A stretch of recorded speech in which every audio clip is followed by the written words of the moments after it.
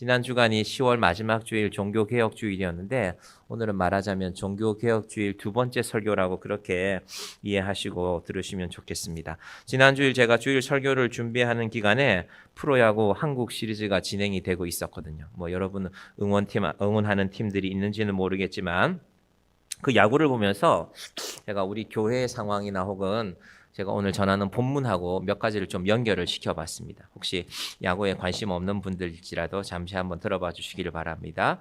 두 번째 경기가 좀 마음에 와 닿았는데 이 LG의 감독이 염경엽이라는 감독이 아마 50대 중반쯤 되었을 텐데 큰 점수차로 이기고 있었는데 번트를 지시했던 것 같습니다. 제가 지금 내용이 다 기억이 나지는 않지만 한편으로는 참 얄미웠어요. 저만큼 이겼는데도 꼭 저래야 되나라는 말과 함께 생각과 함께 또 하나는 그렇지 저게 저런 모습이 승부를 내야 되잖아요. 프로야구 감독은 이겨야 되거든요. 아우 제가 인간적으로 상대팀 감독은 이 연경엽 감독보다 한 10살 이상 나이 차이가 날 텐데 아우 제가 저 선배님 생각해서 그때 번트 사인은 내지 않았습니다. 이건 프로가 아닌 것 같아요. 그래서 프로란 그런 것이구나, 냉정한 것이구나라는 생각을 해봤고요. 두 번째는 2패를 당하고 이 한화가 홈구장으로 대전으로 내려갔단 말입니다. 야, 그 버스 안에 분위기가 어떨까를 생각해봤어요. 제 친구 중에 이렇게 프로축구 4부 감독을 맡은 사람이 생겼어요. 그래서 이제 4부 리그 팀이니까 멀리서 올라와서 이 축구를 하고 내려가는 버스 안에서 가까우면 차라리 좋고 이 친구가 프로야구 1부 팀에서 코치할 때는요. 1부 팀은 하고 나면은 좋은 시설에 가서 씻고 자고 그렇게 내려가지만 2부는 4부 팀은 제대로 씻지도 않고 그냥 내려간답니다. 그럼 한여름 같으면 땀 냄새 풀풀 나는데 그 고향까지 내려가는 4시간이 거의 지옥이래요. 감독이란 그런 삶이랍니다. 그래서 2패를 당하고 대전으로 내려가는 그 한화 선수들 버스 안에 분위기는 어땠을까? 그 생각도 한번 해봤습니다. 2패를 당했는데 또 이길 수 있을까? 분위기가 많이 기울었거든요. 그런데 생각보다 이 4차전이었는데 한 선수의 능력이 뛰어난 걸 한번 보여줬습니다. 3차전을 이기고 4차전을 할 때 한화의 와이즈라는 선수가 선발 투수로 나왔는데 8회까지 너무 잘 던졌어요. 근데 한 사람의 활약이 모든 걸 다 좌우할 수는 없습니다. 저는 야구를 잘 못하지만 만약에 제가 정향교회에서 선발 투수라면 제가 아무리 열심히 해도 저 혼자서는 되는 일이 아닙니다. 목회란 오늘 이 주일 예배에도 어제도 많은 분들이 수고해서 우리가 함께 예배드리고 있는 것입니다. 그렇구나.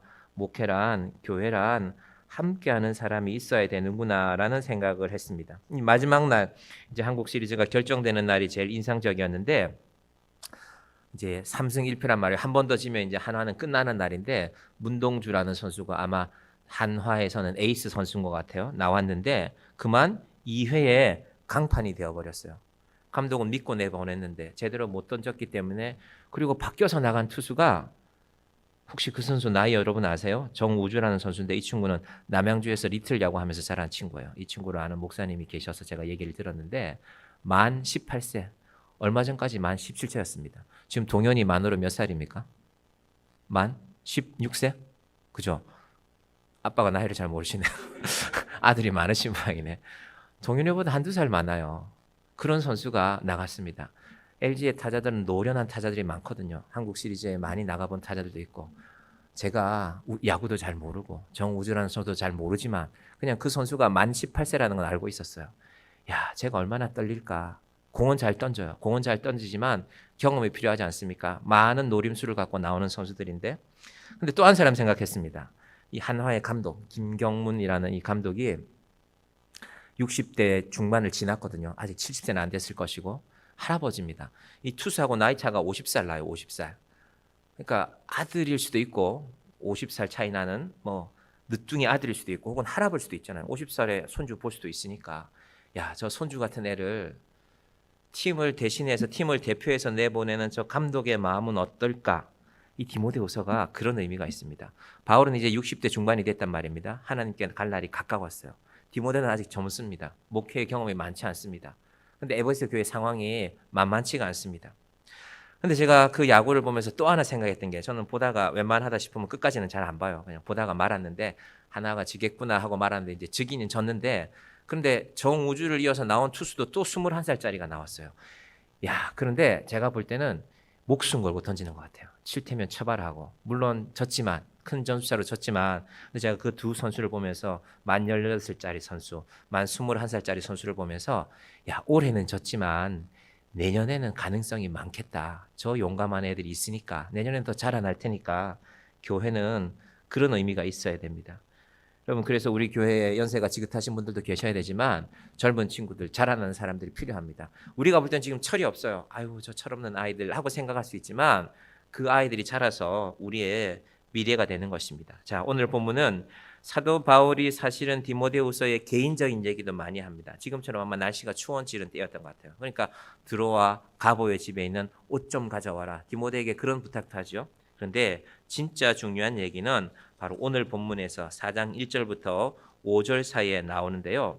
엄청 중요한 얘기를 하려고 바울이 1절에서 아주 뜸을 들입니다. 어떻게 뜸을 들일까? 4장 1절 한번 띄워주시기 바랍니다. 같이 보겠습니다. 하나님 앞과 살아있는 자와 죽은 자를 심판하실 그리스도 예수 앞에서 그가 나타나실 것과 그의 나라를 두고 엄히 명하노니 하나님 걸었죠? 예수님 걸었죠? 천국도 걸었습니다. 그의 나라라고 말했잖아요. 바울은 지금 자기의 죽음을 직감하고 있거든요. 내가 얼마 지나면 나 천국으로 가야 되는데 그 모든 것을 다 걸고 너한테 말한다. 무슨 말입니까? 2절 봅니다. 너는 말씀을 전파하라. 때를 어떤지 못 어떤지 항상 힘쓰라. 범사의 오래 참음과 가르침으로 경책하며 경계하며 권하라. 먼저 2절 말씀에 대한 우리의 오해가 있습니다.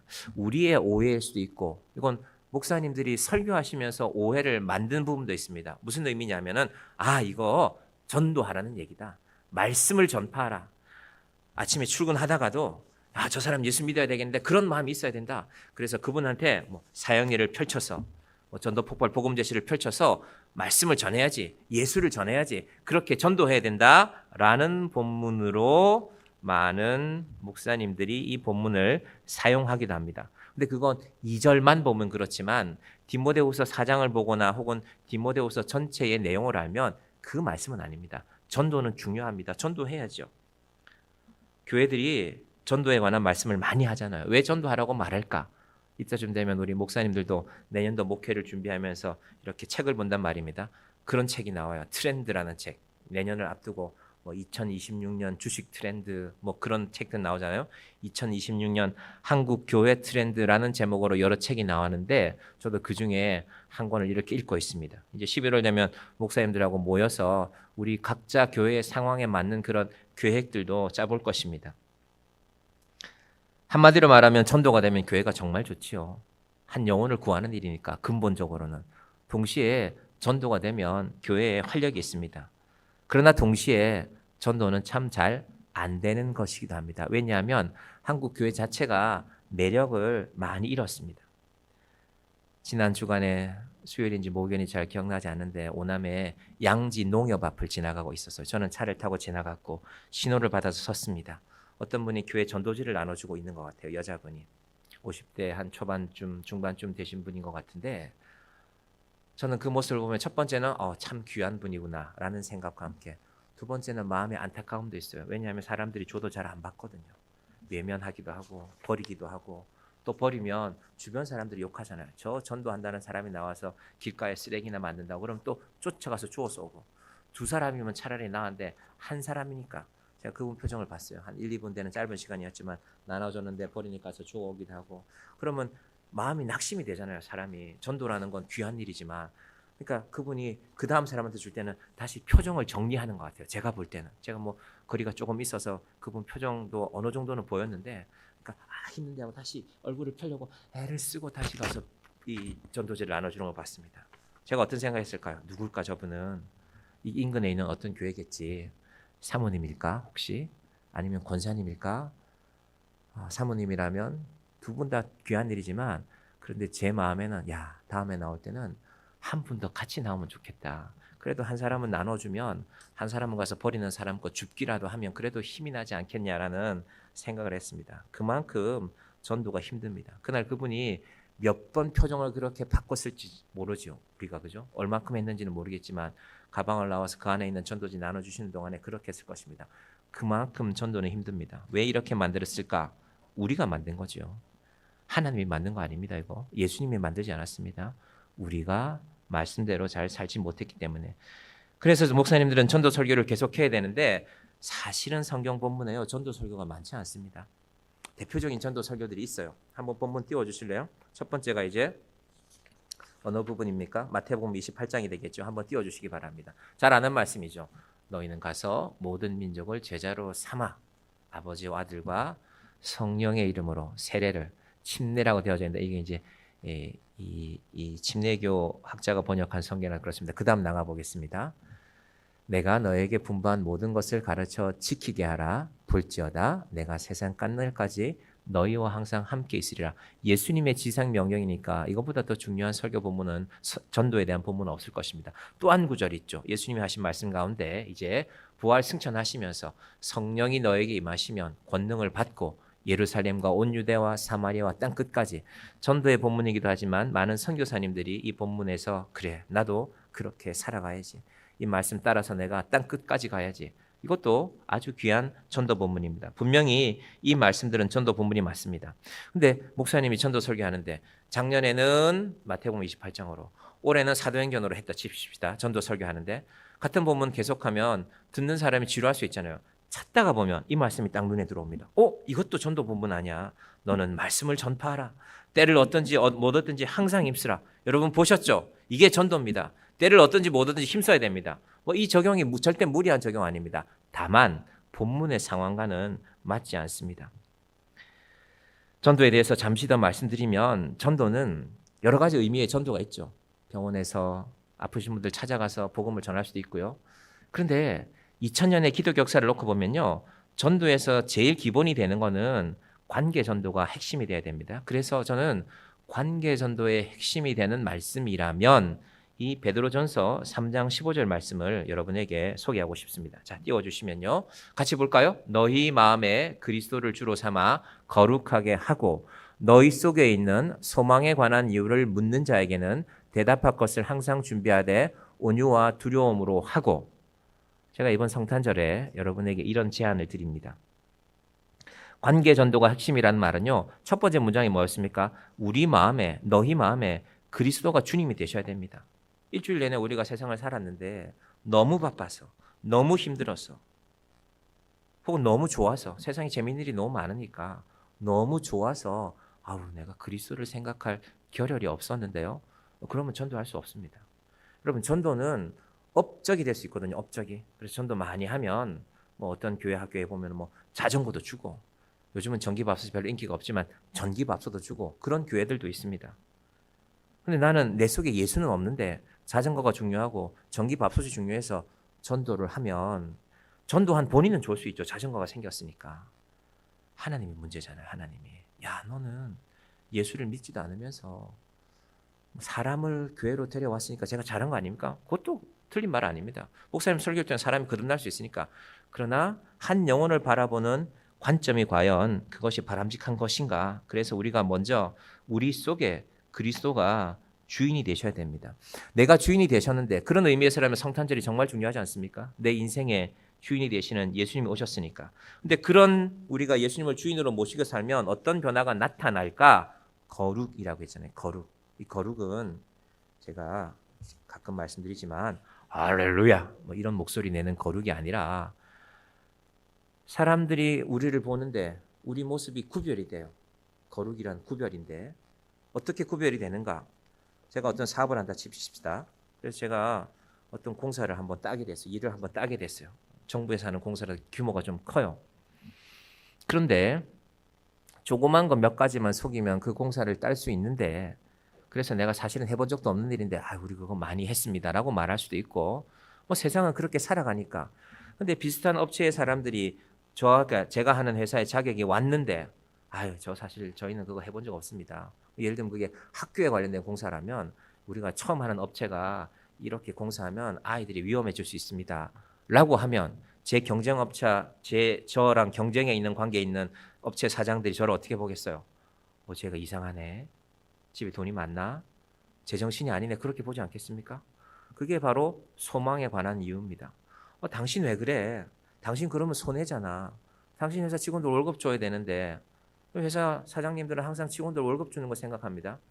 회사를 다니는 분들은 항상 월급 받아오는 거 생각해야 되지만 사장님들은 월급이 나가야 될 걸 생각해요. 먼저. 그게 기본이 된 사람이죠. 회사에서 운영해서 내 것만 챙겨오는 사람은 그런 사람 회사 하면 안 됩니다. 직원 월급 줄 것부터 생각해야죠. 소망에 관한 이유란 이런 겁니다. 아니 당신 왜 손해보냐? 조금만 거짓말하면 되지 않냐? 공사 처음 해보면 해본 사람 불러와서 해도 되지 않냐? 그러면 가운데 커미션 남기고 일해도 되지 않냐? 그런데 그러면 사실은 위험해지죠. 책임자가 일을 잘 모르면 일은 위험한 겁니다. 그래서 이게 너희 속에 있는 소망에 관한 이유가 됩니다. 당신 이거 공사 포기하면 손해 많이 볼 텐데 그래도 괜찮습니다. 그럼 또 한 번 묻겠죠. 넌 믿는 구석이 뭔데? 집에 아버지가 돈이 많냐? 뭐 그렇게 물어볼 수도 있겠죠. 제가 사실은 예수를 믿습니다. 이게 그냥 나올 수 있는 얘기가 아닙니다. 그래서 전도가 관계를 통해서 한다는 것입니다. 저는 이번 성탄절에 여러분이 그래 내가 정말 예수 믿는구나. 내가 믿는 예수님이 이 땅에 오신 날이 정말 소중하고 내가 그 예수 때문에 내 삶의 목적이 분명한 사람이 되었다면 우리는 전도할 자격이 있습니다. 저는 여러분들이 모두가 전도할 자격이 있는 사람이 되기를 바랍니다. 내가 왔다 갔다 하는데 내가 밥솥이 탐이 나서 우리는 주지도 않지만 내가 자전거가 탐이 나서 하는 전도가 아니라 내 속에 예수가 있으니까 저는 이번 성탄절에 마음을 하나 정했는데 예수를 믿고 우리가 정말로 한 사람의 영혼을 바라보면 그 사람 눈에 들어와야죠. 그 사람이 나보다 경제적으로 잘 사는 사람들이 있어요. 사람일 수도 있고 혹은 나보다 경제적으로 힘든 사람일 수도 있습니다. 그런 건 중요하지 않습니다. 영혼으로 보여야죠. 저 사람 돈은 많지만 저 사람 꼭 예수 믿어야 될 것 같아. 그래서 전해야죠. 그게 예수 믿는 것 아니겠습니까? 저는 이렇게 정했습니다.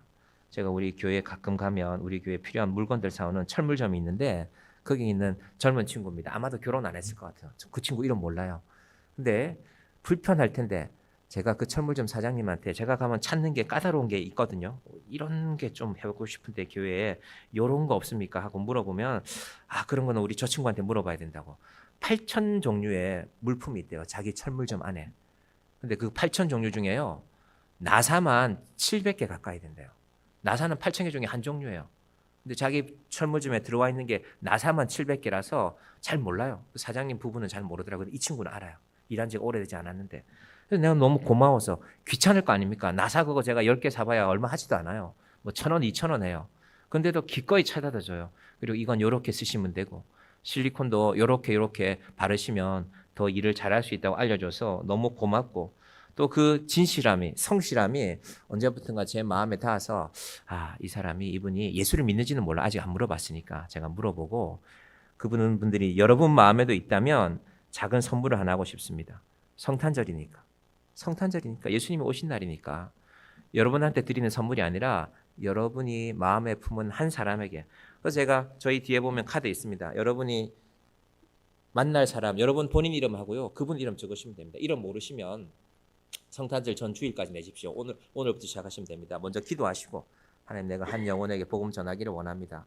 모르시면 여러분 이름 쓰시고 그 밑에 우리 동네 철물점 총각이라고 쓰셔도 되고 혹은 우리 동네 미장원 아줌마라고 쓰셔도 됩니다. 내가 저분을 보니까 이게 좀 특별한 경험이었는데 제가 어느 날 머리를 깎으러 갔는데 그 미장원 안에서 통곡하는 소리가 나요. 제가 한 번 갔던 집이거든요. 그래서 여기 또 한번 와야지 하고 갔는데 근데 혼자 울고 있는데 제가 들어갈 수가 없잖아요. 참 궁금해요. 제 마음에 품고 있어요. 이분이 어떤 일이 있는지는 모르겠지만 사정이 있으니까 울겠죠. 그러니까 그 시간이면 사람들이 잘 안 올 시간이니까 아마 일이 있으니까 울고 계셨던 것 같아요. 여러분 주변을 잘 돌아보시면 우리 인생에는 반드시 예수님이 필요한 사람들이 보여집니다. 여러분 예수 믿으면 그게 보여져야 정상입니다. 나 교회 잘 가지. 죄송하지만 아직 여러분 믿음이 온전히 자라나지 못한 것입니다. 예수 믿으면 그게 보여져야 돼요. 그래, 내가 예수 믿는 것도 바쁜데 나도 은혜 받아야 되지만 한 영혼이 보여져야지. 저는 하나님이 우리의 믿음의 과정에 그런 분들을 보여주신다고 생각합니다. 자, 전도 얘기가 너무 길어지면 안 되는데 전도 정리합니다. 첫 번째는 우리 본인이 예수로 정돈이 되어 있어야 됩니다. 11월에 제가 믿음으로 정리합시다라 말하는 그 말입니다. 내가 이 한 해를 살았는데 어떻게 살아왔나? 우리 자신을 믿음으로 정리하고 우리 자신으로 믿음으로 정리하고 나면 한 영혼이 보이는 것입니다. 전도의 길이 막힌 시대에 정의한교회는 그렇게 전도하기를 바랍니다. 여러분 우리 교회 열심히 전도하는 분들 계셨습니다. 뭐 지금은 요즘은 잘 안 하시지만 우리 이미자 전도사님이랑 고술래 원사님도 저 오남역에 가서 한낮에 땀을 뻘뻘 흘리시면서 전도했습니다. 먼저 그 자리를 차지하고 있던 분들에게 쫓겨나기도 하면서 여기는 우리 영역인데 왜 당신들 와서 했냐, 당신들은 당신네 교회 근처 가서 해라, 뭐 그런 일도 있었는데 또 지금은 우리 교회 안 나오시지만 두 아들을 데리고 어머니가요 우리 교회 주변을 다니면서 열심히 정향교회 주보 나눠주고 그랬던 분들도 계십니다. 너무 감사한 일들이죠. 그러나 우리의 전도의 기본은 관계를 통해서, 내 삶의 관계를 통해서 전도하는 것입니다. 자, 그러면 이 말씀이 전도하는 본문이 아니라고 말씀드렸는데 왜 그러냐면요, 디모데의 상황 때문에 그렇습니다. 2절로 가봅니다. 너는 말씀을 전파하라. 때를 얻든지 못 얻든지 항상 힘쓰라. 디모데는 에베소 교회의 목회자입니다. 날마다 설교해야 되는 사람입니다. 디모데가 지금 길가에 나가서 전도하기에는 그에 맡은 일들이 너무 많습니다. 그래서 디모데에게 말하는 말씀을 전파하라는요, 설교가 맞습니다. 이 헬라 말이요, 케리소라는 말입니다. 케리소, 알리다, 선포하다. 어디에서? 강단에서 알리다, 강단에서 선포하다는 말이 바로 이 케리소라는 말입니다. 근데 그 다음 말이 중요한데 사실은 이 본문이 전도의 본문에 응용되는 이유는 이 구절 때문이거든요. 어떤 구절이냐? 때를 얻든지 못 얻든지. 이 헬라 말이 또 나오는데요. 이 헬라 말이 오늘 좀 여러 개 나옵니다. 유카이로스라는 말이 나오고 아카이로스라는 말이 나왔죠. 카이로스 들어보셨죠? 제가 헬라 말에는 시간이라는 게 두 가지가 있는데 첫 번째가 크로노스라고 말씀드렸습니다. 크로노스는 우리 모두가 뭐 휴대폰이건 지금 시간을 보잖아요. 11시 44분. 우리 모두에게 똑같은 시간입니다. 제 시계가 11시 44분이면 여러분 시계도 11시 44분. 하나님이 동일하게 주신 시간 혹은 객관적으로 주신 시간이고요. 크로노스는 다릅니다. 지금 11시 44분인데 우리 교회 주변에 누가 가고 있어요. 뭐 창문을 열어놨다 칩시다. 설교가 들려요. 지나가던 분이. 제 설교를 들었어요. 근데 마음에 와닿는 게 있어요. 아, 나도 어릴 때 교회 나갔었는데 이게 교회였구나 알고 보니까. 혹은 집사님이 반주하시는 피아노 소리가 들려. 찬송가 소리가 들려. 아, 나도 어릴 때 예수 믿는 사람이었는데 내가 찬송가 다 까먹었지. 이 찬송가 나도 어릴 때 불렀었는데 그 시간, 특별한 시간, 하나님이 그분의 삶에 다가가는 시간. 그래서 그분이 발길을 돌려서 만약에 예배당으로 들어왔다면 그분에게 이게 바로 카이로스라는 시간입니다.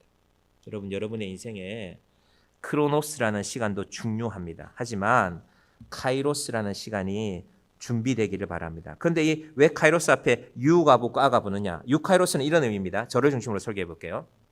제가 설교 준비가 빈약했어요. 제가 속초 다녀와서 설교 원고를 다시 정리하고 펼치니까요, 뭔가 마음에 들지 않았어요. 그래서 제가 엎었어요. 이건 목사들한테 되게 힘든 일이거든요. 그래서 그 본문을 다시 관점을 정리해서 하다 보니까 시간이 많이 걸렸죠.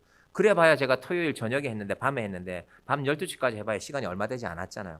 그러니까 제 마음이 불편하죠. 이게 제 입장에서는요, 설교 준비가 제대로 안 된 겁니다.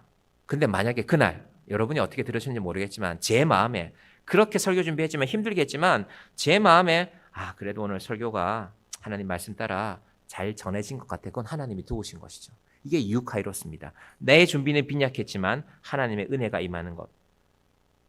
제가 원고를 준비해 왔지만 이 원고대로 그대로 똑같이 읽지는 않거든요. 어떤 거는 빠지기도 하고 어떤 거는 들어오기도 하고, 그렇게 해서 설교라는 시간이 채워지는 것입니다. 그러니까 저한테는 사실은 설교하는 시간은 항상 크로노스죠.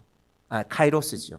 반대로 아카이로스는 뭐냐 하면요, 나름 철저히 준비했어요. 이번 주에는 내가 철저하게 준비해보자. 연구도 잘하고 자료도 잘 찾고 예화도 좀 적당한 걸 잘 찾아서 우리 성도들에게 은혜가 돼야지. 그렇게 했음에도 불구하고 왠지 그날 말씀을 전하는데 제 마음이 불편해요. 아니, 지금 내가 제대로 하고 있는 거 맞나? 준비할 때는 분명히 철저히 준비했는데 아카이로스. 이유는 모르겠지만 내가 준비한 대로 되지 않을 때가 있습니다. 이게 바로 오늘 본문 2절 말씀에 때를 얻든지 못 얻든지, 이건 디모데 입장에서는 무슨 말이냐면은, 디모데가 목회를 하다 보면 설교 준비가 잘 되는 날도 있을 거 아닙니까? 근데 잘 안 되는 날도 있을 거 아닙니까? 강단에 올라가기 싫어요. 그래도 올라가라는 겁니다. 때를 얻든지 못 얻든지 최선을 다해서 준비하되 하나님께서 정한 예배의 시간에 올라가서 말씀을 전하라는 것입니다.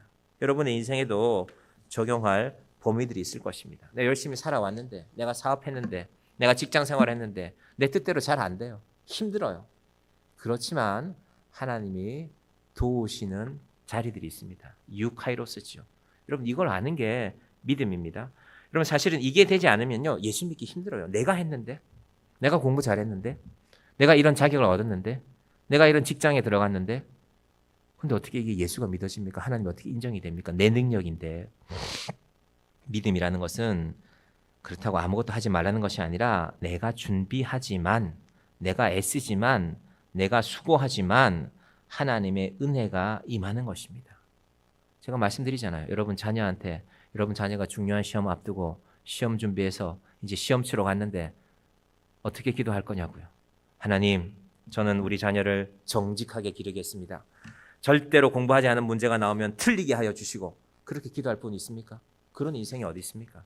하나님, 우리 애가 열심히 한다고는 했는데 제가 좀 더 많이 도와줘야 되는데 많이 도와주지도 못했습니다.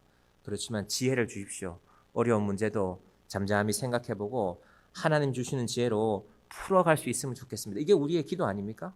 기도는 다 똑같죠. 그런 면에서 여러분이 이게 마음에 안 들어서 목사님 저는 정직한 사람입니다, 그런 기도 하지 않겠습니다 하면 알 수 없지만 우리의 기도는 근본적으로 유카이로스를 기다리는 것입니다.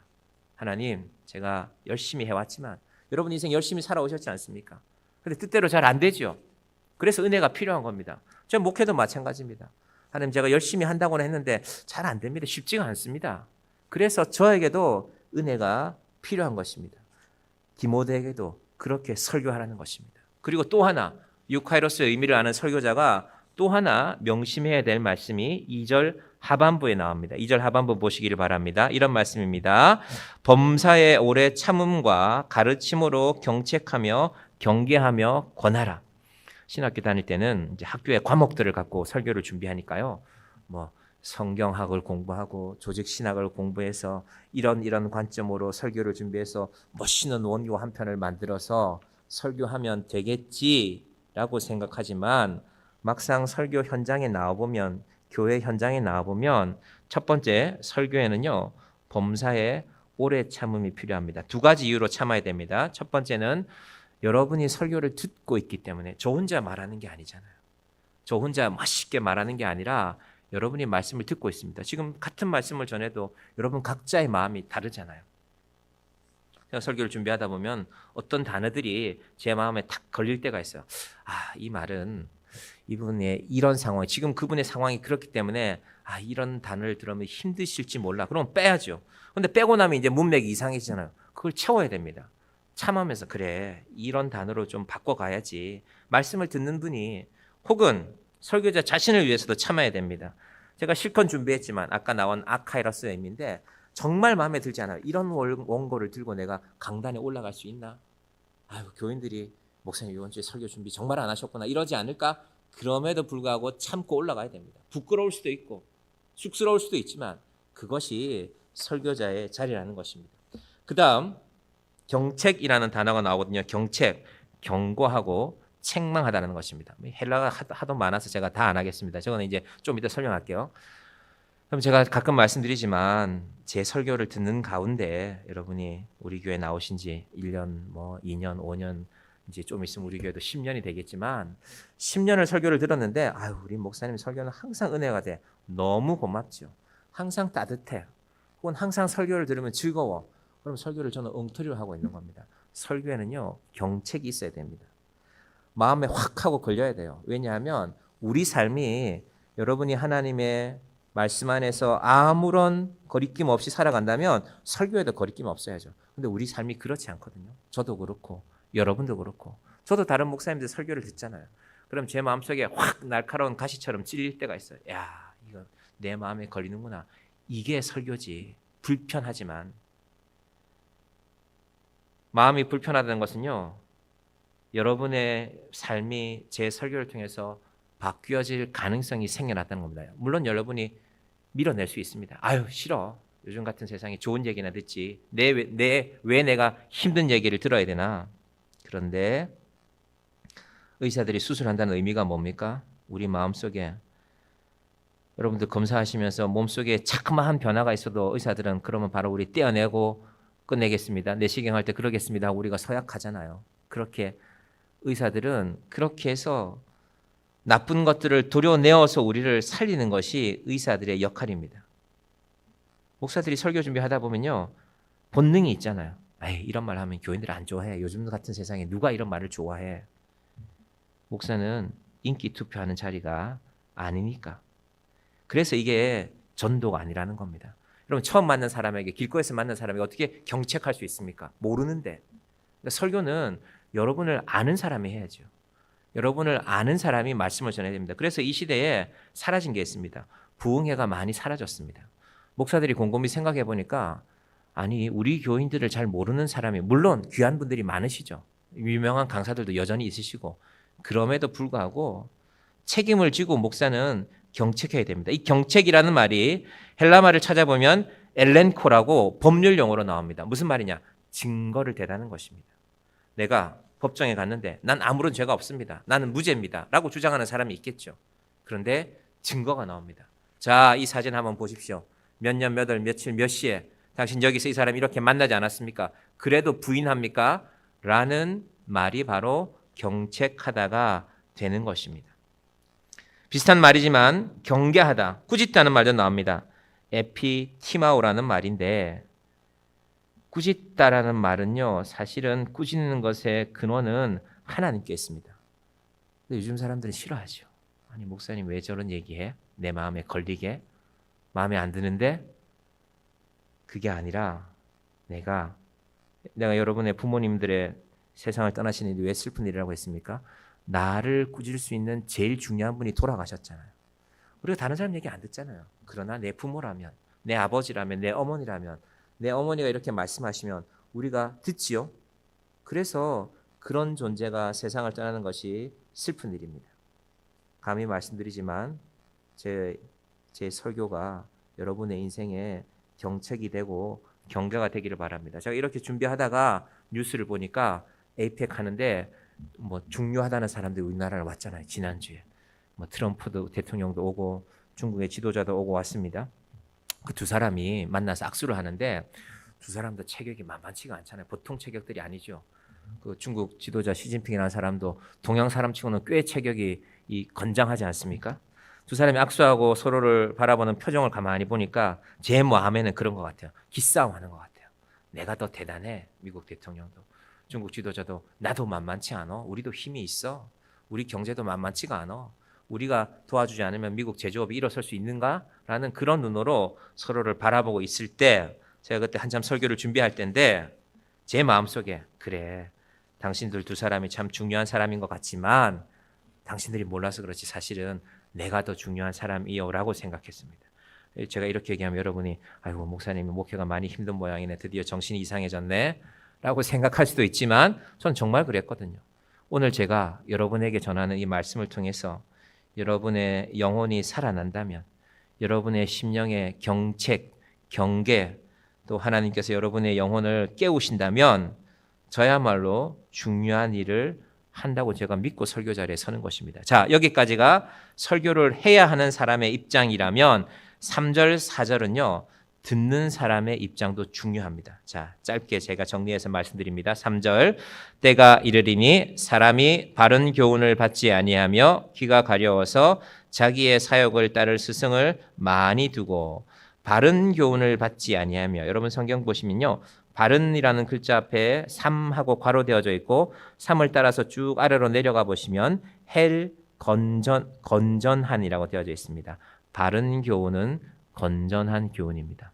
그럼 건전한 거 좋아하십니까? 옛날에 카세트 테이프 노래 가수들 사면요. 건전 가요가 하나씩 들어가 있었잖아요. 혹시 아세요? 건전 가요는 이제 뭐 우리나라가 잘 되고 있고 우리나라가 이렇게 살아가면 더 좋은 나라가 되고 그런 가사들이 주로 건전 가요에 들어 있죠. 그래서 그 레코드 회사에서 건전 가요를 꼭 하나씩 끝부분에 넣습니다. A면 B면 돌아갈 때. 근데 건전 가요는 들어보면 재미가 없죠. 별로 밋밋해요. 그죠?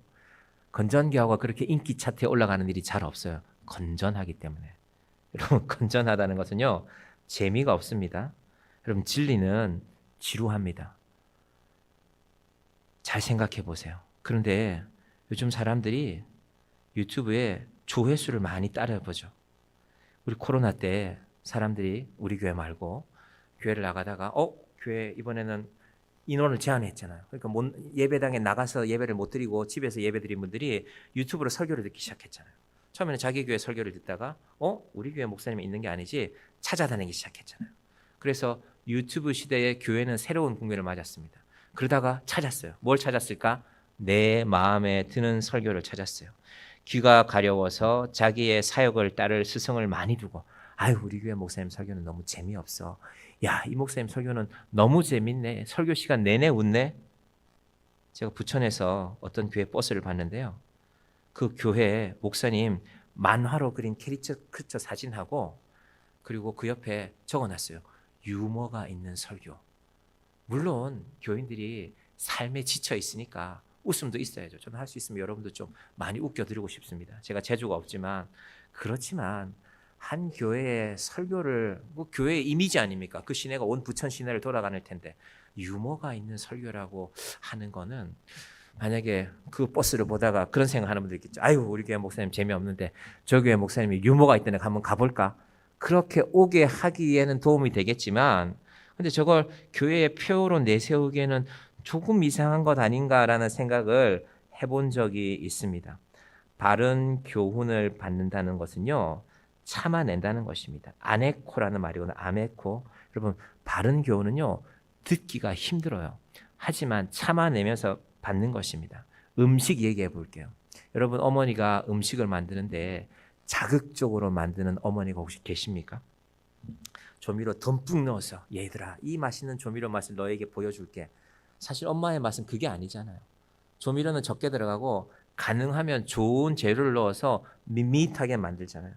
제가 말씀드렸죠. 제가 부대에서 좋아하던 김치찌개 집이 있었는데요. 제대하고 1년 만에 그 길 지나가게 됐어요. 원주를 지나가게 됐는데 저기가 내가 점심 부대에 복귀할 때 휴가 나올 때 밥 먹던 집인데 같이 가보자 하고 일행 들고 갔어요. 주차를 했는데요. 냄새가 딱 나오는데 엄청난 조미료 냄새가 나는 걸 제가 느꼈어요. 부대에 있을 때는 몰랐어요. 그게 제일 맛있는 건 줄 알았으니까. 내가 이런 걸 먹었구나. 이제 같이 간 사람들인데 말은 못했죠. 내가 가자고 했으니까. 세상에서 자극적인 것이 우리의 귀를, 우리의 마음을, 우리의 가려운 데를 긁어줍니다. 참 좋지요. 유튜브에 조회수 많은 설교들 한번 잘 들어보세요. 사람 살리자는 설교가 아니라요. 사람 죽이자는 설교입니다. 그놈을 죽이자. 그놈을 죽여야 우리가 산다. 예수님이 하신 말씀이 아니잖아요. 예수님은 죽이자가 아니라 살렸잖아요. 그리고 자기가 죽으셨잖아요. 자기가 돌아가셨잖아요. 죽음으로 살리셨죠. 여러분 그게 설교 아닙니까? 그런데 자극적으로 욕도 섞어가면서 쌍욕도 섞여 있잖아요. 그걸 또 좋아해요. 내 마음이 시원해지니까 위험한 일입니다. 여러분 잘 생각해 보시길 바랍니다. 비판은 좋지만 맹목적인 비난, 특히나 날카롭게 누구누구를 죽이자까지 나오면요. 그건 더 이상 설교가 아니죠. 사람 살리는 게 목사 아닙니까? 사람 죽이는 설교 앞에 여러분의 마음을 뺏기지 마시길 바랍니다. 그래서 4절이 이렇습니다. 또 그 귀를 진리에서 돌이켜 허탄한 이야기를 따르니라. 온 세상 사람들이 허탄한 이야기에 빠져 있습니다. 내년도 목회를 준비하면서 우리 피택자 교육할 때도 그 내용을 좀 다룰 텐데 한국 교회의 트렌드를 말해주는 것 중에 하나가 무속에 관한 개념이 있습니다. 여러분 점집에 좀 가시는지 모르겠지만 점집을 오랫동안 운영하다가 기독교인으로 돌아선 사람과의 인터뷰 내용이 있는데 자기 고객의 40%는 기독교인이었다. 집사, 권사, 장로들 많이 와서 점 봤다. 자기 그렇게 돈 벌어먹고 살았다. 근데 당신 그런 기독교인들이 있는데 어떻게 다시 기독교 믿게 됐냐니까. 근데 이상하게 목사가 안 오더래요. 그래서 궁금해서 교회를, 진짜 그분의 인터뷰입니다. 궁금해서 교회를 와봤대요. 목사들은 그래도, 목사들은 혹시나 믿음이 흔들리도 자존심에 가진 않겠죠. 그래도 목사까지 점집 오면 이제 한국 교회 문 닫아죠. 하나님께서 우리의 허탄한 마음, 이사하실 때 나를 어떻게 정합니까? 이삿집에서 이날은 뭐 손이 빈 날이라 그러나요? 뭐 손이 있는 날이라 그러나요? 그렇게 정합니까? 제가 정해드릴게요. 제일 싼 날 이사하시면 돼요. 여러분 시간 되는 날. 여러분 이사는 그렇게 하는 겁니다. 하나님께서 우리 인생 가운데 허탄한 이야기에서 돌아서기를 바랍니다. 정치에 치우치고 이념에 치우치고 도대체 교인들이 어디에 마음을 둬야 될지를 모르잖아요. 그럼 정치인들 당이 달라도요. 사실은 정치인들은 서로 잘 알아요. 제가 대학교 때 서초구에서 국회의원 선거운동 한번 한 적이 있거든요. 당이 달라요. 당이 다른데 국회 가서는요. 같이 놀아요. 같이 놀고 생각이 다를 때 자기 표를 얻는 것이 그 사람들 목적이지 그렇게 고귀한 사람들 많지 않습니다. 간혹 있습니다. 간혹. 그런 사람들이 국가의 지도자가 되어야죠. 그래서 정치 노름에 마음 빼앗기지 마시길 바랍니다. 사람을 살리자고 하는 자리로 가야죠. 성경 말씀이 그거 아닙니까? 그래서 바울의 결론이 5절입니다. 봅니다. 그러나 너는 모든 일에 신중하여 고난을 받으며 전도자의 일을 하며 내 직무를 다하라. 너는 모든 일에 신중하여.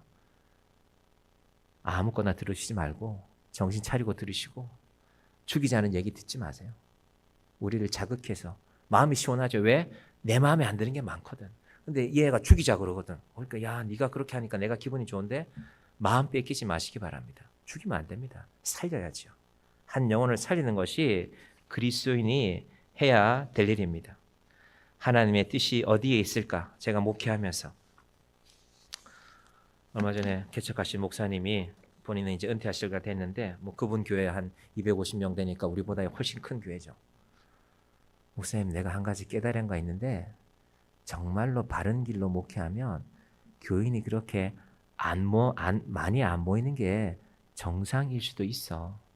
자기는 그렇게 생각해. 왜 친구들은 그 80년대에 개척하신 분에게 내 친구들은 1000명, 2000명 교회가 됐기 때문에 늘 주눅 들었대요. 내가 제대로 설교를 못하나, 내 목회가 좀 시원찮나라는 생각이 많았는데 이제 은퇴할 날이 가까웠으니까 후임 목회자를 정하면서 본인이 남들이 들으면 에휴 니네 교인은 얼마 안 되니까 물론 1000명 되는 교회에 250명은 많지 않은 교인이니까 네가 교인이 얼마 안 되니까 그런 소리 할지 모르겠지만 자기 동기들 언제 만나서 지난 겨울에 만날 때가 있어요. 2박 3일 동안 같이 지내면서 뭐 유명한 목사들 몇천 명 되는 교회 목사들도 많았는데 자기가 깨닫게 됐대요. 아 내가 숫자를 좀 더 늘리려고 했으면 방법은 많았지. 자전거도 주고 밥솥도 주고 방법은 많았는데 자기는 그렇게 하지 않고 여기까지 온 게 너무 감사하다고. 250명 되는 분이 그런 얘기하니까 제가 별로 듣기가 싫었지만 그렇지만 저는 늘 결심해야 됩니다. 어떻게 목회할까? 내년에는 어떻게 우리 교회가 가야 될까? 여러분 우리가 베드로전서 3장 15절 한번 다시 띄워주시겠어요? 이런 교회가 되기를 바랍니다. 우리 속에 소망에 관한 이유를 묻는 자들이 있게 되기를 바랍니다. 제가 여러분한테 말씀드렸잖아요. 돈 너무 많이 벌려고 하시지 말라고.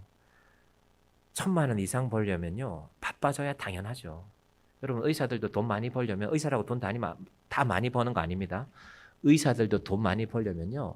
편법 써야 돼요. 사진 많이 찍어야 되고. 여러분 병원 가시면 사진부터 찍자 그러죠. 일단 사진을 찍어야 엑스레이에서 돈을 일단 좀 남아야 되거든요. 그러면 아유 이 사람도 많이 힘들구나. 우리 동네에서 멀지 않은 곳에 말씀드려도 될 것 같아요. 좋은 일이니까. 오남에 가면 영진 정형외과라고 있어요. 그분의 아버지가 오남 토백이에요. 그리고 이렇게 여러 가지 일을 해서 부유한 집안에 자라나서 이분이 의과대학 나와서 서울에서 병원 개원하려고 했는데 아버지가 오남리 와라. 오남리에 내가 보니까 제대로 된 정형외과가 없다. 그래서 와서 잘하고 그분 병원에서 과잉 진료하지 않아요. 요즘은 아마 병원이 없어졌는지 모르겠지만 거의 언제 가보니까 혼자 하시더라고요. 제가 산흥에 있을 때는 그분 병원에 의사들이 많았거든요. 수술도 많이 했고. 근데 그분은 가면 웬만하면 수술하지 말라 한다 그러시더라고요. 네. 저희 작은아버지가 정형외과 의사인데 그분을 아시더라고요. 그런 병원 찾아가는 게 좋다. 왜냐하면 의사들이 처음 문 열면 개업하면 20억, 30억이 들어가는데 정형외과는 그거 이자 메우는 게 만만치가 않다. 그 이자 메우려면은 죽으라고 환자들 봐야 되고 하지 않아도 되는 수술도 권해야 될 때가 있다. 그게 경영이다. 의사가 아니라 그건 경영을 할 수밖에 없기 때문에 좋은 의사들, 좋은 목사를 만나기를 바랍니다. 정의한교회가 그런 의미에서 좋은 교회가 되기를 바랍니다. 저 여러분한테 한낮에 가서 전도하라고 말하지 않을 것입니다. 저는 말리고 싶어요. 하지만 우리 마음속에 소망에 관한 이유를 묻는 사람을 위해서 준비함이 있어야죠. 아무도 안 물어보면 할 수 없고 그래도 누군가가 물어본다면 제가 사실은 정의한교회 나가거든요. 제가 사실은 예수를 믿거든요. 제가 사실은 좀 손해볼 수 있지만 괜찮습니다. 제가 하나님을 믿으니까 저는 더 중요한 것을 보장받은 사람이거든요.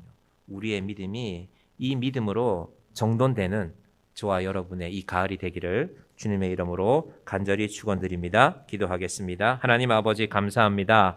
사도 바울이 디모데에게 마지막 편지를 쓰고 있습니다.